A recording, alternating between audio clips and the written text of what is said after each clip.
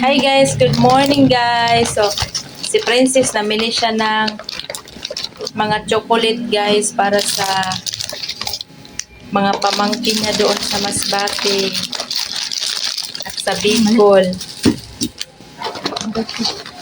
Ito, pasalubong niya to sa mga pamangkin niya guys sa Bicol at sa Masbate. Saan mo ito binili? Ay, banda. Sabi niya kasi na Bi, may paninda ako, Bi. Saan to? Sampalo?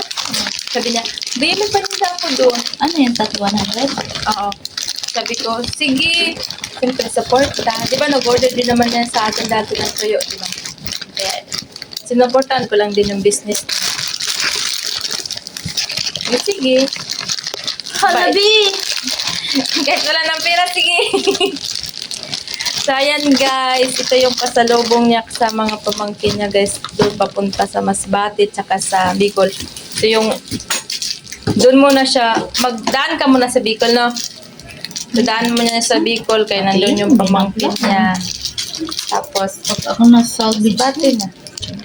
So, buong date naman ito i-upload. So, ayan po yung Toblerone guys. Mura lang yung Toblerone. Ayan.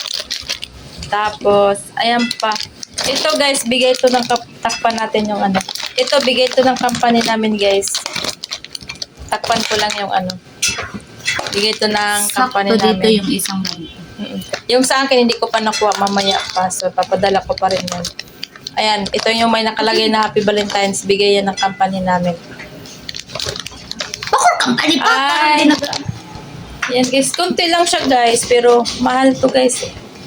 Ayun no, bigat-bigat na buti lagyan ng supporter. Ano sword? Tapos ito guys, magkano nga ito 100? 50 ka? 50 isa pala yan guys. Gaan ng pit mo. Lang. Pasok mo na lang. Ha? Oo. Sige. Gara. So ilagay na lang pala dahil namin sa ikubag guys. Okay. Lagay na lang pala namin sa ikubag. Kasi Mabugot na nga pa yun. mabigat. Baka kasi matanggal yung paper bag guys. Buti na lang may paper bag kami.